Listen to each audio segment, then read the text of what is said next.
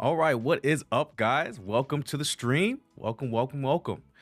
So, if this is your first time watching my content, let me introduce myself for a second, man. My name is Jay. You've been tripping with Jay. Well, that's the name of the channel, right? So, what we basically go over is a lot of informational content. We try to inform you as the traveler the best that we can, and we try to do it in a pretty entertaining way, I hope, right? So with this stream, i i I was doing my research on a lot of the festivals going on during the year and what they signify and really what they mean for different countries around the world, and specifically for my Afro community here. So it's not necessarily, if you're not black or you're not African American or not Afro descent, doesn't necessarily mean you can't watch this content and get some type of value from it. So what I want to go over today is, first of all, what are some of the festivals that happen that are very notable around the world, especially with countries that have a lot of Afro influence. And I want to go over these festivals and what they are, first of all, and then how to properly plan to go to these different festivals. So the information that's going to be presented here can actually be used for a lot of other festivals that I may not have discussed here, because there are just so many events and festivals going on nowadays. It's kind of hard to cover everything that's going on. So we're going to go over the big four, in my opinion. And the I think they're okay. So the first one is from Ghana, Chale Wote. The second is from the Bahamas, Junkanoo. The third is from Brazil, primarily, but this goes on in a lot of different countries and different island countries as well. Carnival. And then here in the good old US of A is the Essence Fest. So I wanted to go over what those things were first. But today we're just going to be diving into the ultimate guide to traveling for festivals worldwide. So this is going to be applied everywhere. So if you love music, dance, art, or just vibing with the culture, this live stream is just for you, right? So let's go ahead and go into the first one. And I actually don't know a lot about this festival. So this festival is Chale Wote. Let's go ahead and actually explore what it actually is. So the Chale Wote, I may not even be pronouncing it correctly, but the Chale Wote Street Art Festival, also known as Chale Wote, is an annual street festival in Accra, Ghana, organized by Accra.alt. In collaboration with Red Cat Pictures. And okay, all right. The festival targets exchanges between scores of local and international artists and patrons. Chale Wote in the Ga language means friend, let's go.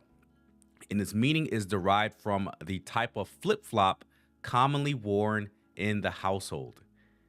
Okay, that's kind of awesome. So they give a little bit of history here. So since 2011, Chale Wote has included street painting, graffiti murals, photography, theater, show dubbed Na Wo Se Sin. Oh boy. Uh, spoken word, interactive art installations, live performances, sports, film shows, and other activities. So that is, I had no clue. I had no clue that existed. And I really want to watch this here from YouTube. And I guess it's supposed to show like what the actual festival looks like. So let's take a look right now.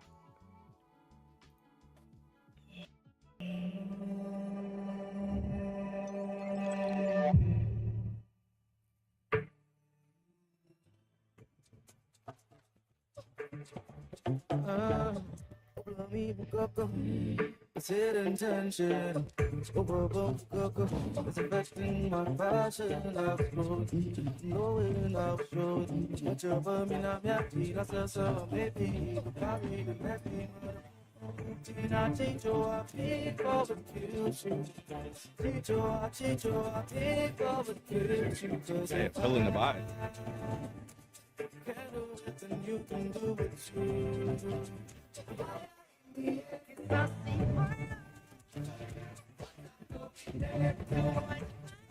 Damn.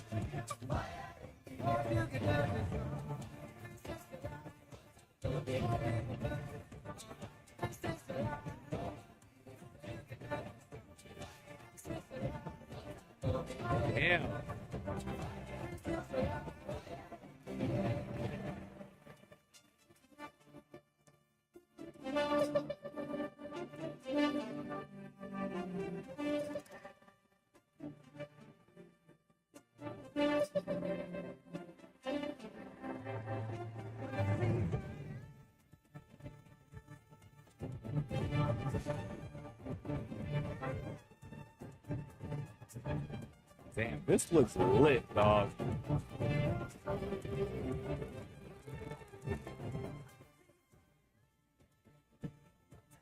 Wow.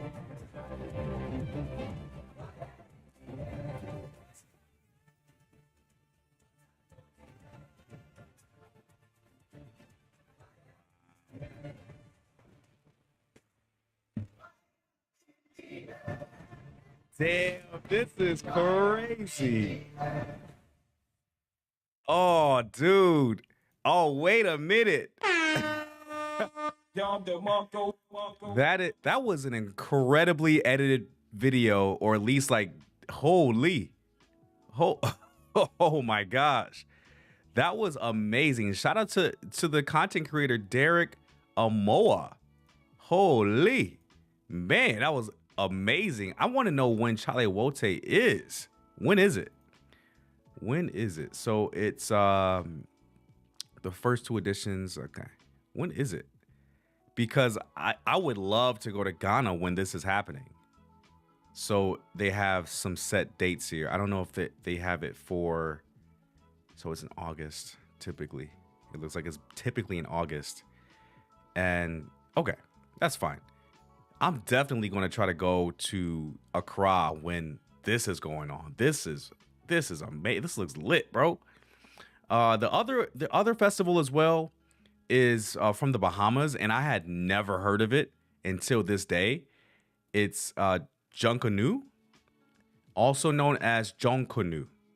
It's a festival that originated during the period of African chattel slavery in British American colonies. It is a practice most notably in the Bahamas, Jamaica, and Belize, and historically in North Carolina and Miami, where there are significant settlements of West Indian people during the post-emancipation era. In the present day, there are considerable variations in performance and spelling, but there are the shared elements of masquerade or masking, drumming, dance, and parading. In many territories, Junkanoo is observed around the week of Christmas. These Christmas time parades are predominantly showcased in Jamaica. In the Bahamas, it was initially called Junkanoo and is said to date back to the 1700s, where it is celebrated year-round. In Belize, where the music is also mainstreamed, competition results are hotly contested. There are also Junkanoo parades in Miami in June and Key West in October, where local Black populations have their roots in the Caribbean. I actually want to see what the festival looks like, the Junkanoo. I've never heard of it before. So let's watch this. I've actually never heard of it before. So this is going to be new for me, for sure.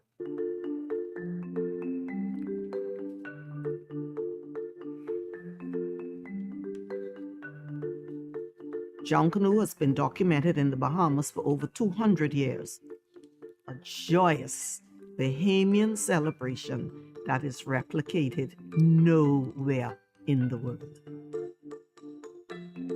In the early days, the Africans used whatever was available here.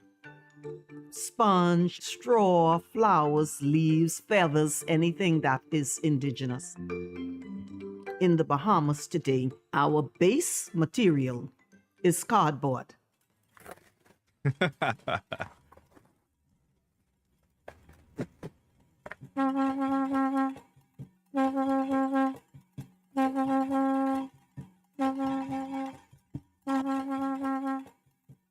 So the first time I saw it, it's around about 3, 4 years old. Like it's a kid in a candy shop. You see all these different colors. You see your uncles and cousins and everybody working on this great art piece, and all you want to do is be involved in it. They built that from cardboard, yo. Crazy. Getting to produce the costumes, it's like getting a puzzle and putting it all together, starting from scratch, and you also want to see the beauty come together. Wow.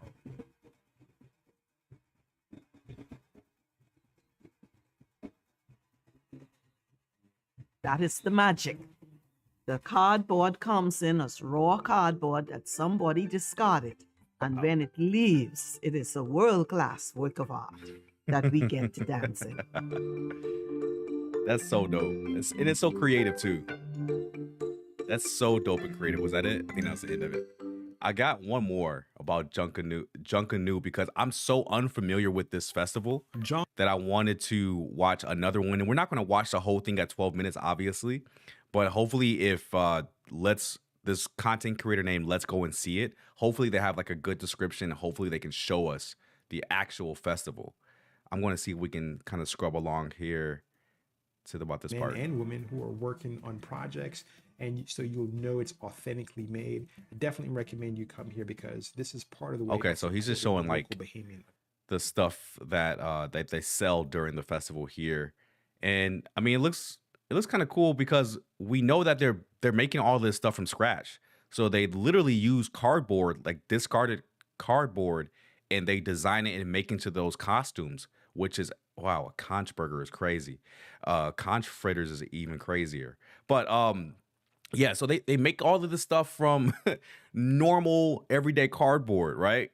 And it really goes to show you like how creative people can be when they are faced with adversity or adverse conditions.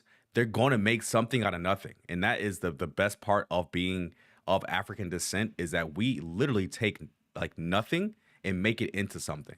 And then we make it a thing. That all makes sense, right?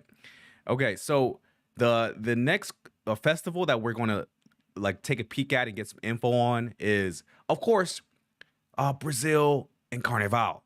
But the thing about Carnival is that it's not solely just in Brazil. It's literally all around different islands, and we're going to see like the history of it because I actually don't know the history behind any of these festivals. So it's information not only for me, but also for someone like you who may not have any idea what any of these festivals are. And if you're interested in this type of stuff and you happen to only be able to travel once, maybe twice per year, it may be in your benefit to actually travel to these particular countries or cities during these festivals, so you can get the most out of your travel, the most experience out of your travel. And I'm going to show you how to do that with a set number of tips here. So make sure you stay tuned, man.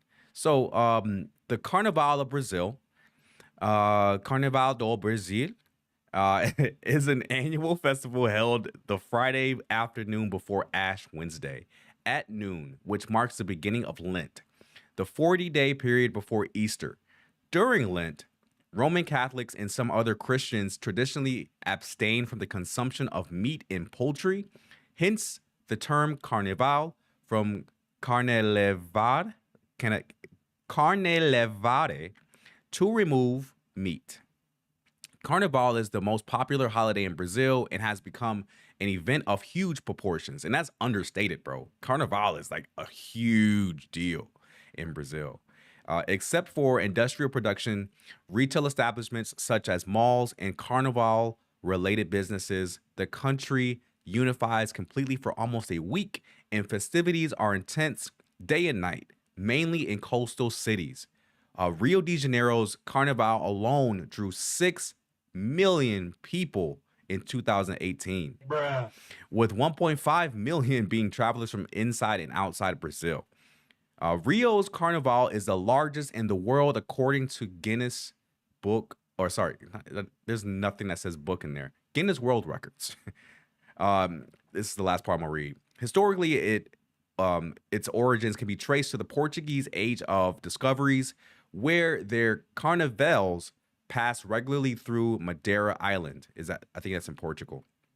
A territory which already celebrated emphatically its carnival season, and where they were loaded with goods, but also people and their ludic and cultural expressions.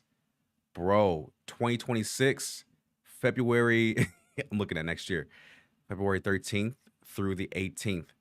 That may be a day I might be in Brazil, guys. That might be the week. I got a video. I got a video about Carnival, man. Let's take a look. I'm curious.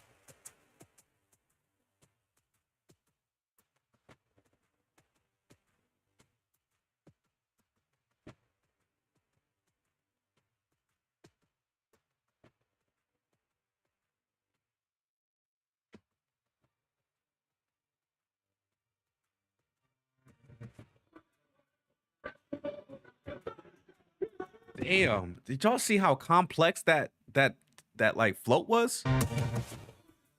Bro, like look, they have the main guy, of course, and these are indigenous people, but they have that entire thing is a huge float for Carnival. And this is a whole nother level than all the other festivals we talked about. This is crazy. I gotta see this in person. Oh, this is wild.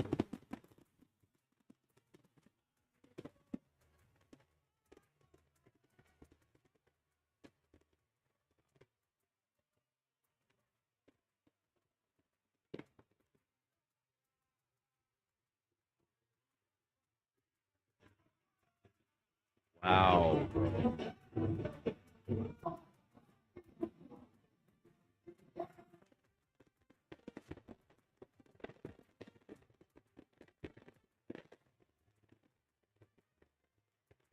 Wow.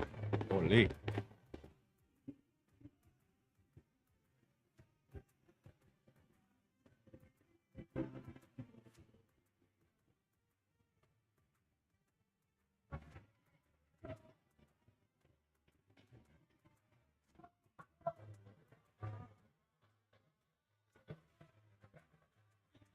This is crazy. I didn't know it was like this.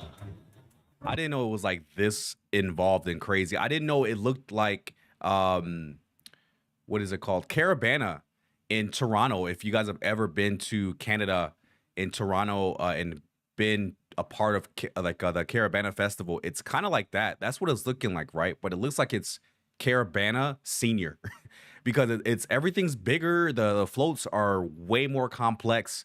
The women are dressed in a lot more like complex outfits, and it just looks like it's a celebration of the heritage and history of Brazil. This is wild. All right. Damn. Okay, those some fly outfits though too. This is pretty wild. The Sandbar Drome witnesses another unforgettable night where samba reigns supreme and the world dances along. Bro, that's a wild float right there, yo.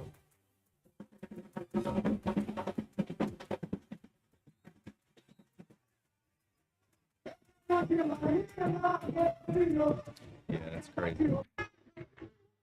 Yeah.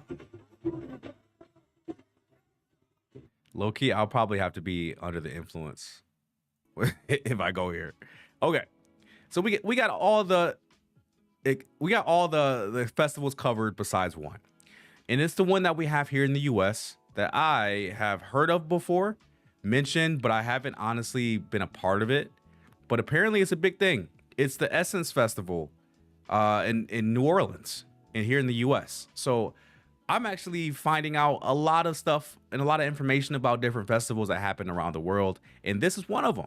So let me read a little bit of it and just kind of give you guys like a memory jog if you already know about it. So the Essence Festival of Culture is the largest African American culture and music event in the U.S. The annual music festival started in 1995 in New Orleans, Louisiana, to celebrate the 25th anniversary of Essence magazine, bro. I haven't heard that in a while, bro. Essence magazine. The festival features artists simultaneously performing on a stage as well as 4 standing room only stages. In 2006, it was held in Houston due to Hurricane Katrina's effect on New Orleans, and the 2020 festival was canceled due to the pandemic.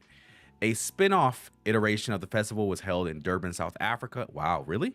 In 2016. In 2013, Solomon Group became the producer of Essence Festival, and MSNBC broadcast the event live. MSNBC returned for the 2014 festival. Much of the 2017 film Girls Trip was filmed on location. During the 2016 festival, casting over 5,000 extras. Holy. Girls Trip. Oh, okay. Yeah, no. In 2022, the Walt Disney Company served as the exclusive entertainment sponsor. To get sponsored by Walt Disney is absolutely insane. So let me see. Is this still ongoing? I'm not sure if it's still ongoing. It lists literally all of the artists. I'm not sure if it's still going. It looks like it is. So they haven't had it in 2025 yet, but it looks like they have the lineup. So Boyz II Men, DeVito. Okay, shout out to the DeVito, man. Nigerian Blood, Maxwell, Master P, Master P, bro. What? Buju Banton, Donnell Jones. Okay. Glorilla, bruh. I don't know if I can. I don't like her music, bro. Actually, never really listened to it like that. The Isley Boys. Wait, the Isley Boys. That's gotta be a typo, bro. Yeah, that's the Isley Brothers, guys. Don't trust Wikipedia, man. The Isley Boys. Muni Long, okay. And we got Nas, Summer Walker, and Essence Flowers. Who is that? No idea. But they got some pretty big names on this list too. Yeah, so now you guys have all the knowledge of some of the major festivals around the US and the world. And now you're wondering, how do I plan to visit these places, right? You only have once or maybe twice per year to travel. A whole bunch of life is going on. You have kids, you got a spouse, and you got to take them to this place, and you got to make sure that things go smoothly. So how do you travel to festivals during literally like the peak season of each part of the world? How do you manage that, and how do you do it affordably? Well, I'm going to tell you how to do it. And there's 4, maybe 5. How many do I have in the list?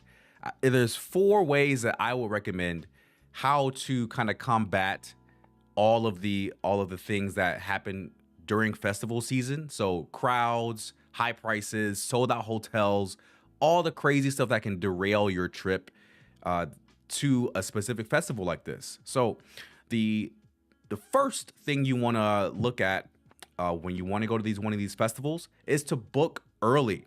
So for Carnival or Essence Festival, for instance, I would recommend booking flights and hotels about 6 to 9 months out. Let's see. We can actually check flights to Rio. Let's check some flights, man. Let's check some flights, because I'm actually trying to go to Carnival next year. Let's go to Rio, bro. I actually got to visit my boy that lives in Salvador too. So they said that the Carnival was February 13th to the 18th. February 13th to the 18th. Let's find that. 13th to the 18th. That's perfect. Just doing a ballpark, right? Just to see how much stuff costs. That's pretty okay. I was like, $1,400 for economy is crazy. Okay, so you're paying $725, bro. So $725, and that gets you all the way to Rio. Yep, gets you all the way to Rio, which is awesome. And once you get there, accommodations are pretty affordable. But okay. All right. So I've covered the websites that you guys can use to find really affordable flights on this channel before. So Momondo, Skiplagged, Skyscanner, and now Google Flights has gotten a lot better. So I would recommend that's back on the list for being recommended, Google Flights. So check those websites for those particular dates that you want to go to that particular festival.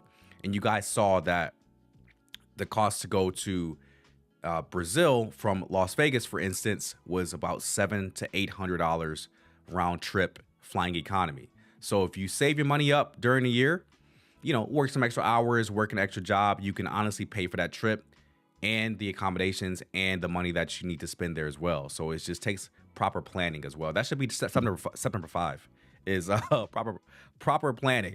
My bad. My mixer almost fell. So yeah, proper planning should be step number 5. So once I finish 2, 3, and 4, number 5 should be just to plan ahead, right? Plan your PTO or what have you. So number 2 is budget smart.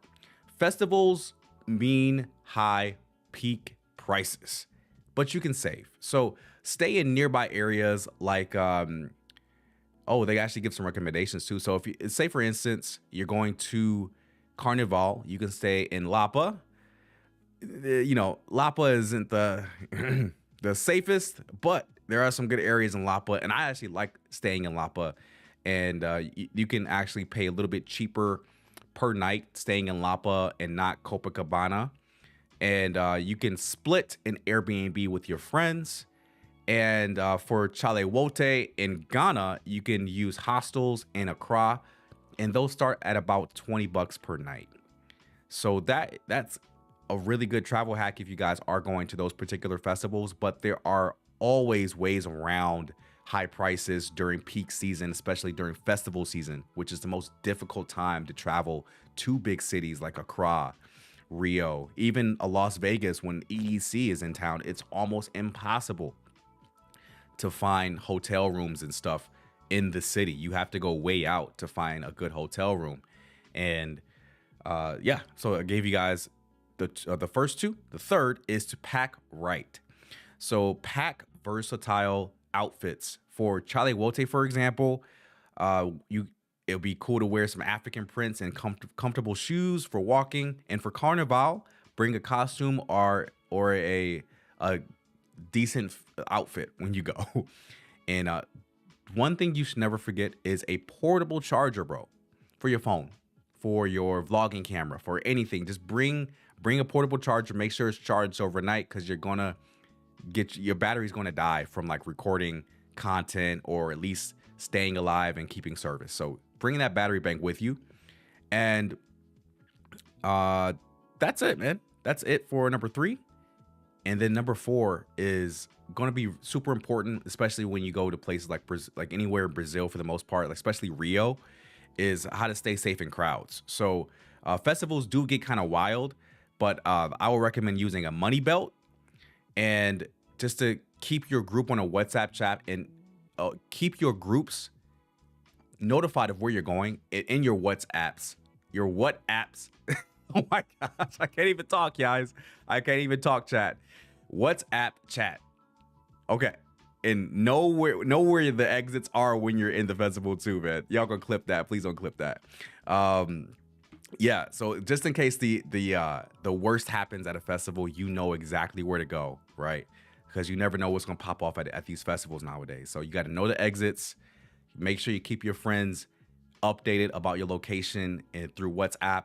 And that's pretty much it. And again, I said number 5 is to plan properly before you even start trying to book flights and stuff. So get your PTO in order. Make sure you got a babysitter if you got kids. You make sure you got a dog sitter if you got pets. And then you're all set, man. That's literally it. It's super easy. I gave you guys some concrete examples of some festivals to visit, and they're all here. And I want to go to each and every one of them for sure. But for sure, 100%, I have to go to Carnival at least once in my lifetime. And it's probably going to be next year, guys. I think I want to go to it in Salvador, though. I want to see what it looks like in Salvador. But with that said, the chat is open, guys. If you got some questions, let me know. I'll hang around for like another minute or so on the live and just hang out with you guys, man. Because I love doing this, even if like people don't even watch the live streams. I'm cool with that. I actually love learning about new information, especially when it comes to the Isley boys. The Isley Boys, bro. That one killed me. That one killed me for sure. But Junkanoo was Junkanoo is one of my new favorite like festivals because I didn't know that they built this stuff out of freaking cardboard, which is absolutely crazy to think about. So I've never been to the Bahamas. Would love to go. I would love to go to the Bahamas, man. It looks lit. It looks like a very, very, very good time. And there aren't a lot of YouTubers going to the Bahamas and showcasing things like Junkanoo, right?